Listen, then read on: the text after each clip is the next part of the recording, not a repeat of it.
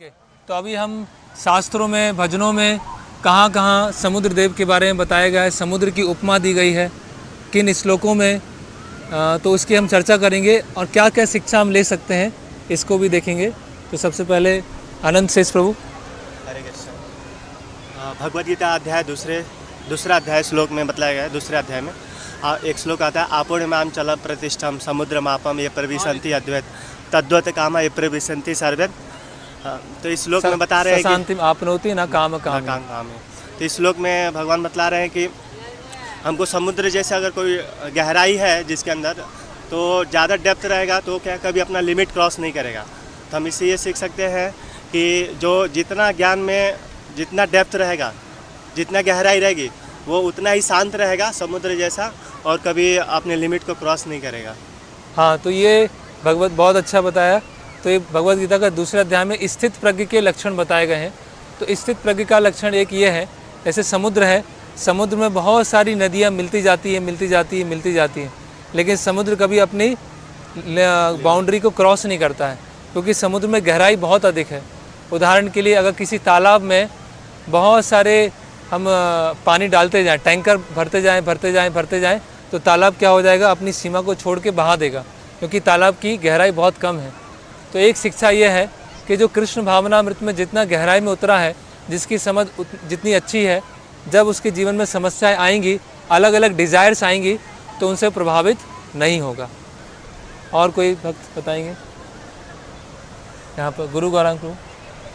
हरे कृष्णा। समुद्र को देखते हैं हम एक भौतिक जगत से कंपेयर किया गया है। जैसे इस भौतिक जगत में एक भागवत में वर्णन है, एक नौका है, समुद्र है, समुद्र के ऊपर नौका है और नौके के ऊपर एक कैप्टन है और ये ब्रिजेस है जो कि भौतिक संसार को पार करने में इसका उपमा है। यस, तो 11वें स्कंद में भगवान कृष्ण उद्धव जी को बताते हैं, निर्देह माध्यम सुलभम सुलभम प्लवम सुकल्पेन गुरु कर्णधारम मयानुकूलेन नभस्तेरितम पुमान भवाब्दे न तरेत्सा आत्मा, है ना। तो मनुष्य देह क्या है, एक नाव की तरह है। और भौतिक जगत की तुलना कैसी की गई है, एक सागर से। तो देखिए कितना अथाह सागर है, इसकी लिमिट नहीं देख सकते हैं। तो ये इस सागर को पार करना बहुत मुश्किल है। तो इसके लिए क्या चाहिए, एक नाव चाहिए। तो नाव क्या है, मनुष्य शरीर है, और इससे कैप्टन कौन है, गुरु हैं। और जो यहाँ अभी हवा चल रही है, बहुत अच्छी हवा चल रही है यहाँ पर, तो ये जो अनुकूल हवा है वो क्या है, शास्त्रों के आदेश हैं। तो जिसको नाव मिल चुकी है, कैप्टन मिल चुके हैं, शास्त्रों के आदेश मिल चुके हैं, लेकिन फिर भी वो भव सागर को पार नहीं कर रहा है, तो वो क्या है, अपनी आत्मा का मारने वाला हत्यारा है। ओके, और हाँ, तो वसुधामा प्रभु बताएंगे। तो श्रील प्रभुपाद अपने शिष्यों को बताते हैं कि तो जिस प्रकार सागर है, तो सागर में एक जहाज़ होता है ना, तो जहाज़ से हम एक स्थान पे दूसरे स्थान पे पहुंचते हैं। तो इस प्रकार श्रील प्रभुपाद कहते हैं इस्कॉन का एक जहाज़ है जो कहाँ जा रहा है, जो गोलोक वृंदावन की तरफ जा रहा है ना। और उस जहाज़ में आप बैठ जाओ, चढ़ जाओ। तो जिस प्रकार जब समुद्र में जब जहाज़ चलता है या तैरता है, ठीक है, तो उसमें बहुत सारी बाधाएं भी आती हैं, कभी लहरें आती हैं, कभी कुछ आता है, और लगता है कि ये लहर आ रही है और ये समुद्र में हमारा जहाज़ क्या अभी डूबा है ना। और कई बार बहुत खतरनाक स्थिति हो जाती है, लगता है कि जहाज़ अभी डूब ही जाएगा, और यात्री सोचते हैं कि हम जो है इस जहाज़ से कूद जाते हैं और बाहर कूद जाके बच जाएंगे, है ना। और जहाज़ में तो बहुत खतरा है ना। तो मगर श्रील प्रभुपाद कहते हैं कि मगर जो यात्री जहाज़ पे बैठे रहते हैं वो एक अपने गंतव्य तक पहुंच ही जाते हैं। इसी प्रकार हम जब भक्ति में चल रहे हैं, है ना, और इस्कॉन के जहाज़ पे बैठ गए, तो बहुत सारे खतरे आएंगे, है ना, बहुत सारी बाधा आएंगी। कभी लगेगा कि इतनी मतलब बहुत सारी समस्याएं हैं, है ना, और भक्ति में बहुत बाधाएं हैं, और मैं इस्कॉन से निकल जाता हूँ, है ना, और बाहर जाके मैं सुखी हो जाऊँगा, है ना। और मगर नहीं, श्रील प्रभुपाद कह रहे हैं आप जो है इस्कॉन के जहाज़ पे बैठे रहो, और बैठे रहोगे तो एक दिन ये जहाज़ जो है भगवत धाम आपको लेके ही जाएगा। तो इसी तरह हमें भी जो है इस्कॉन के जहाज़ पे बैठे रहना है, जिस प्रकार यात्री जो है जहाज़ पे बैठे रहते हैं। श्रील प्रभुपाद की। तो आपने 12वें स्कंद में एक पेंटिंग देखा होगा, भक्तों ने बनाई है, उसमें जहाज़ बना हुआ है जो वसुधामा प्रभु ने वर्णन किया। उसमें सब बैठे हुए हैं, प्रभुपाद सबसे आगे खड़े हुए हैं।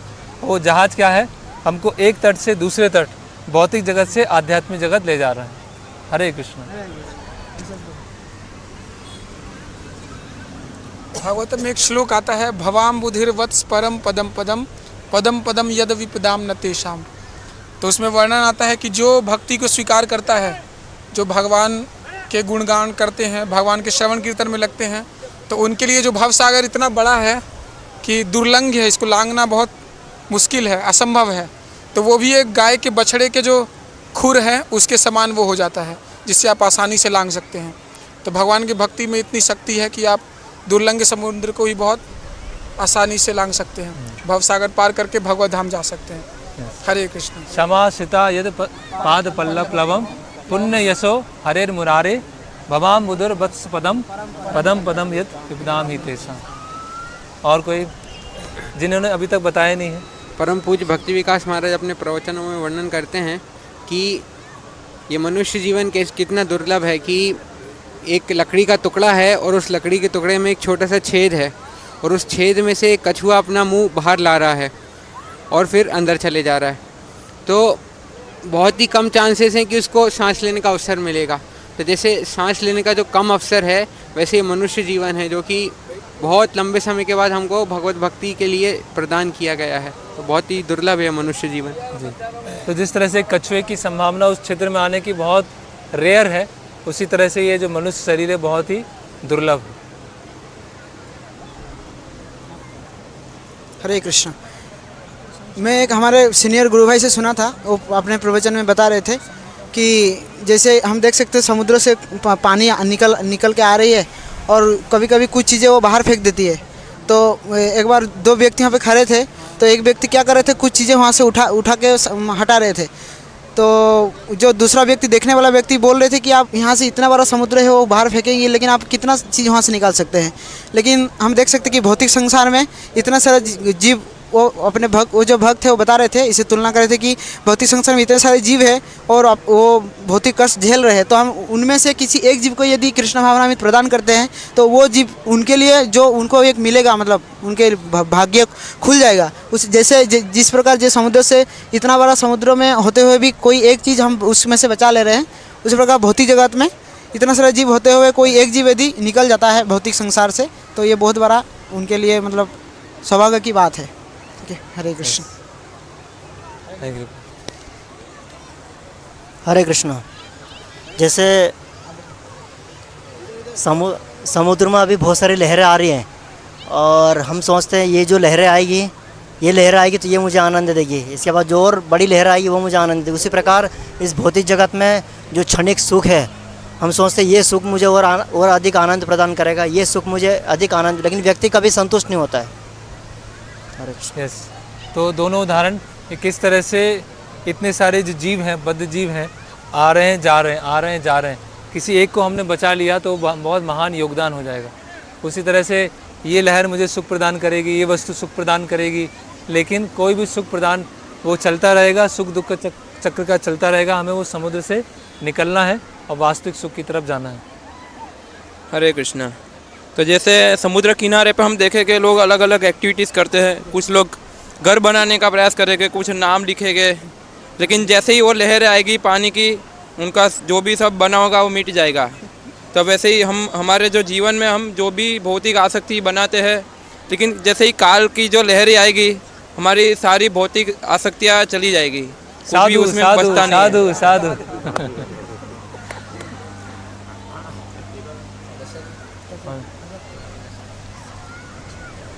भक्तिविनोद ठाकुर अपने भजन में कहते हैं, मुझे मायार बसे जाच्छो बसे खाच्छो हाबू डूबू भाई, कि जिस प्रकार समुद्र में हम देख सकते हैं बहुत सारी लहरें हैं और अगर हम उसमें तैरने का प्रयास करें तो एक लहर में ऊपर उठाएगी, फिर दूसरी लहर में नीचे डाल देगी, फिर वापस दूसरी लहर ऊपर उठा देगी। इसी प्रकार से हम इस भौतिक जगत में अलग अलग योनियों में भ्रमण करते रहते हैं, एक योनि से दूसरी योनि में, फिर दूसरी योनि में। इस प्रकार कोई अंत नहीं है इसका। जब तक कोई नाव आकर किसी नाव की शरण हम नहीं लेते हैं तब तक हम इससे बच नहीं सकते। हम ऐसे ही 84 लाख योनियों में भ्रमण करते रहेंगे। हरे कृष्ण।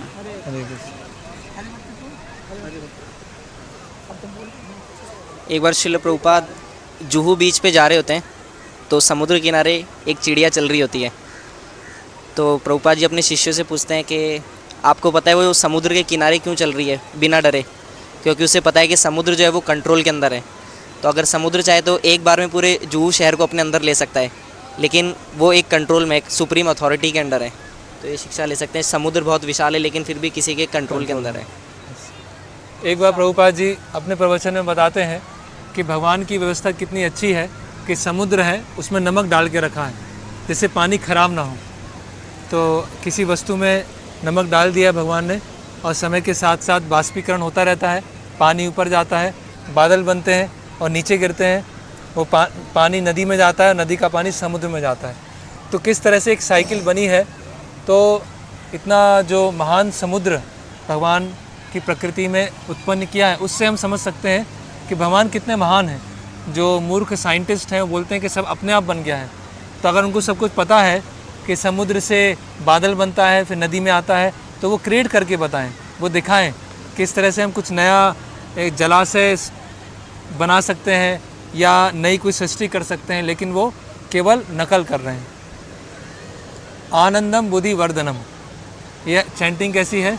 आनंद का सागर है जो बढ़ता जा रहा है, बढ़ता जा रहा है, बढ़ता जा रहा है। जनरली सागर बढ़ता नहीं है ना? लेकिन सागर बढ़ता नहीं है, लेकिन ये आनंद का सागर जो हर परम विजयते श्री कृष्ण संकीर्तन, उसका सागर बढ़ता जा रहा है। हरे कृष्ण। हम समुद्र से सीख सकते हैं, श्रील प्रभुपाद अपने प्रवचन में बताते हैं कि जैसे कि भगवान परमात्मा है और परमात्मा होने के कारण उनके सच्चिदानंद स्वरूप है वो, तो उसी प्रकार जीव भी सच्चिदानंद स्वरूप है, लेकिन जैसे कि समुद्र का पूरा पानी खड़ा है तो गुणात्मक रूप से पानी का एक बूंद भी खड़ा ही होगा। तो उसी प्रकार जीव का अंदर भी सच्चिदानंद स्वरूप है, लेकिन वो गुणात्मक रूप से सेम है, लेकिन मात्रात्मक क्वांटिटी के हिसाब से कम है। तो भगवान पूर्ण है और हम उनके अंश है, इससे हम सीख सकते हैं। एक बार श्रील प्रभुपाद अपने शिष्यों के साथ बीच पे बैठे होते हैं और उनके शिष्य उनसे पूछते हैं कि श्रील प्रभुपाद आप कितना बड़ा मंदिर बनाना चाहते हैं? तो प्रभुपाद ऐसे क्षितिज की ओर इशारा करते हैं, हॉराइजन की ओर, और बोलते हैं as big as the horizon. क्षितिज जितना बड़ा मंदिर बनाना। तो प्रभुपाद इतने एम्बिशियस थे भगवान को लेकर, भगवान की सेवा को लेकर के। श्रील प्रभुपाद अपने प्रवचनों में वर्णन करते हैं भगवान की भगवत्ता के विषय में कि भगवान के असंख्य अवतार हैं। जैसे समुद्र में असंख्य लहरें आते रहती हैं, एक के बाद एक लहर आ रही है, वैसे ही भगवान राम, भगवान श्री कृष्ण, फिर कूर्म, वराह, अनेकों अवतार भगवान आते रहते हैं हम लोगों को बचाने के लिए इस भौतिक जगत में। तो जैसे इसमें अनेकों लहरें आ रही हैं। श्री गुरु करुणा सिंधु अधम जनार बंधु लोकनाथ लोकेरा जीवन। जो गुरु कौन है? ओशन ऑफ मर्सी, है ना, पूरा कृपा सिंधु है। तो हम समझ सकते हैं गुरु की कृपा कितनी अथाह है ना। भगवत गीता के 6ठे अध्याय में एक उदाहरण बताया गया है कि गौरैया के अंडे समुद्र में चले जाते हैं और गौरैया अपनी छोटी सी चोंच से समुद्र को खाली करने का प्रयास करती है, लेकिन गरुड़ जी उसके भाई जो होते हैं उनको करुणा आती है कि गौरैया इतनी छोटी है, समुद्र को कैसे खाली कर पाएगी। तो गरुड़ जी आते हैं और समुद्र देव को बोलते हैं कि आप अंडे दीजिए, नहीं तो मैं आपको सुखा दूंगा। तो इस तरह से हम देखते हैं कि हमारे जो प्रयास हैं वो गौरैया जैसे हैं, छोटे से हैं। हम छोटे गौरैया जैसे प्रयास से क्या कर रहे हैं? जैसे गौरैया ने गरुड़ जी की कृपा को आकर्षित किया, उसी तरह से हम जो प्रयास कर रहे हैं गौरैया जैसे, उससे हम गुरु की, वैष्णवों की, भगवान की कृपा को आकर्षित कर रहे हैं, जिससे वो हमारा जो सेवा है वो पूर्ण हो सके। तो डिटर्मिनेशन कितना है गौरैया का? छोटी सी है, लेकिन वो समुद्र को खाली करना चाहते। इस डिटर्मिनेशन को देखकर भगवान और गुरु हमको कृपा प्रदान करते हैं। हाँ, शास्त्रों में एक श्लोक आता है, उसमें बतलाया गया है कि असली अमृत कहाँ पाया जाता है। बतलाया गया है कि समुद्र में भी असली अमृत नहीं है, क्योंकि वहाँ उसको मथने के बाद भी उसमें विष निकला सबसे पहले। और बतलाया गया है कि स्वर्गलोक में भी अमृत नहीं है, क्योंकि वहाँ से भी आत्माओं का क्या होता है, वहाँ से गिरते हैं, क्षय होता है उनका। और ना ही पत्नी के मुख में भी अमृत नहीं है, क्योंकि वो भी विधवा हो जाती है, उनके पति मर जाते हैं कुछ समय के बाद। ना ही सर्प के फनों मतलब मणि में भी नहीं है, क्योंकि उनसे भी विष निकलता है। असली अमृत बतलाया गया है शास्त्रों में कि भगवान के शुद्ध भक्तों के कंठ में है। जो भगवान के बारे में भगवत चर्चा करते हैं, उससे जीवों को वो जन्म मृत्यु के चक्र से निकल जाते हैं। तो असली अमृत भगवान के शुद्ध भक्त के कंठों में बतलाया गया है, जिससे वो भगवत चर्चा करते हैं। शिल प्रभुपाद बता दें कि इस संसार में हम देखते हैं, बस इस संसार में जो समुद्र है वो एक खरा पानी की होती है, लेकिन ऐसे बहुत सारे समुद्र, जो खीर की समुद्र है, घी का समुद्र है, तो ऐसे बहुत जो आजकल के साइंटिस्ट हो इसे कल्पना भी नहीं कर सकते हैं कि ऐसा भी समुद्र होता है। लेकिन इस संसार में बस ऐसे ही समुद्र उनको पता लगता है कि ऐसे समुद्र है बस। तो खारे पानी का समुद्र है, गन्ने के रस का समुद्र है ना, और शहद का समुद्र है, शराब का समुद्र है, दूध का समुद्र है। तो जो मिस्टर डॉक्टर फ्रॉग हैं, जो साइंटिस्ट होते हैं, वो अपने कुएं में हैं। वो एक बार क्या होता है कि अटलांटिक ओशन से एक मेढक आता है, और डॉक्टर फ्रॉग हैं जो कुएं में रहते हैं, वहाँ पर जाता है अटलांटिक ओशन का मेढक, और बोलता है कि मैं समुद्र से होके आ रहा हूँ, बहुत बड़ा समुद्र है। तो बोलता है कितना है, इसका दुगना होगा। बोले नहीं, बहुत बड़ा है। बोले 4 गुना होगा। तो जो मेढक होता है अपना हवा भरता जाता है, और जो डॉक्टर, फिलोसोफर, साइंटिस्ट, रिसर्चर होते हैं वो ब्लास्ट हो जाते हैं और मृत्यु हो जाती है। तो जो कुएं का जो मेढक है वो समुद्र को नहीं जान सकता समुद्र कितना बड़ा है।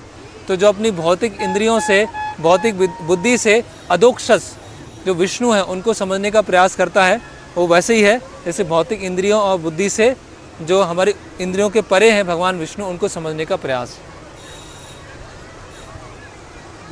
एक बार प्रभुपाद मॉर्निंग वॉक पे गए थे समुद्र किनारे, तो कुछ लोग स्की बोर्ड से सर्फिंग कर रहे थे। तो प्रभुपाद बताते कि ये लोग कृत्रिम प्रयास कर रहे हैं मछली बनने का। वैसे ही अभी हम देख रहे हैं उधर लोग गुब्बारे पे उड़ रहे हैं, जैसे बाज की तरह। वो समझ रहे कि हम भी बाज की तरह एक शांति से उड़ रहे हैं। तो ये सब उनका कृत्रिम प्रयास चल रहा है, बाज की तरह उड़ने का, या फिर स्कूबा ड्राइविंग करने का, मछली की तरह ऊपर तैरने का। तो ये सब उनका आज के मनुष्यों का कृत्रिम प्रयास चल रहा है, उससे वो लोग आनंद प्राप्त करने का प्रयास कर रहे हैं। लेकिन उनको भगवान दूसरा अरेंजमेंट करके देके उनको ऐसा शरीर प्रदान करेंगे जिससे वो लोग ये सब उनकी जो इच्छा है वो अच्छे से पूर्ण कर सकते हैं। यस, तो जो भी इच्छा रखते हैं, उड़ने की इच्छा है, तैरने की इच्छा है, वो भगवान ऐसी योनि दे देंगे कि पूरे दिन उड़ते रहो, पूरे जीवन उड़ते रहो, पूरे जीवन तैरते रहो।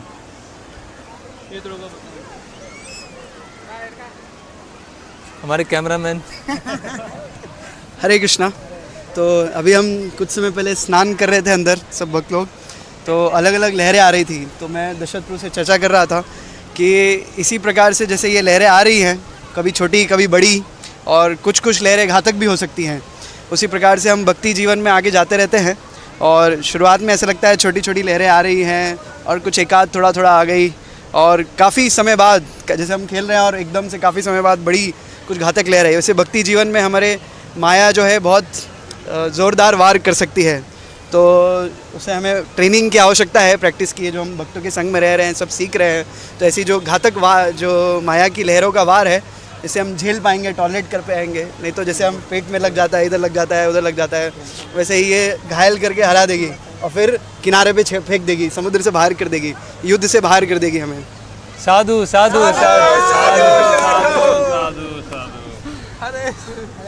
और विषय धीरे पहले विषय सागर। हाँ, हमारा जो जागरण का मंत्र है, जागरण का मंत्र सबको पता है क्या है? शरीर जड़ेन्द्रियताए का जीवे फैले विषय सागरे। तो विषय सागरे, तो जो भोग का सागर है, देखिए कितना बड़ा सागर है, तो जीव इसमें फंसा हुआ है ना। तो प्रसाद रूपी भगवान कृपा प्रदान करते हैं। और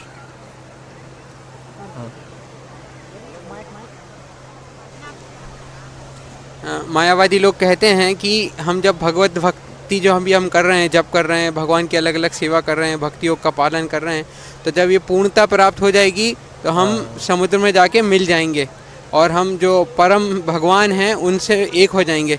लेकिन हमारे आचार्य गोस्वामी, रूप गोस्वामी समझाते हैं कि हम इस समुद्र में मिलेंगे, लेकिन हम हमारा अस्तित्व बना के रखेंगे। जैसे समुद्र है और उसके अंदर बहुत सारी अलग अलग मछलियां हैं, तो सब ने अपना अस्तित्व बना के रखा है। वैसे ही हम जब भक्ति में पूर्णता प्राप्त कर लेंगे तो भगवान भी रहेंगे और हम भी रहेंगे, अलग अलग रहेंगे और सेवा करेंगे। तो जो मायावादी बोलते हैं कि सारी नदियाँ एक जगह जाके मिलती हैं, तो सही बात है, सारी नदियाँ समुद्र में जाके मिलती हैं।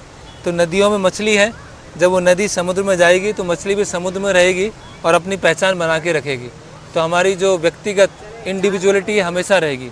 और इसी चीज़ को स्थापित करने के लिए मध्वाचार्य जो हैं वो आए, और मध्वाचार्य ने बताया कि भगवान का व्यक्तिगत रूप है और जीव का भी व्यक्तिगत स्वरूप होता है। श्रीमान सव्यसाची प्रभु अपने गौर पूर्णिमा के लेक्चर में बताए थे 2021 में कि जैसे चेतो दर्पण मार्जनम पे उन्होंने 2 सेशन में क्लास लिया था, उसमें बता रहे थे कि जैसे हम समुद्र में गहराई में जाएंगे तो ही हमें हीरे मोती मिलेंगे। अगर हम समुद्र के तट पे ही हम तैरते रह गए तो हम सिर्फ धूल में ही रहेंगे।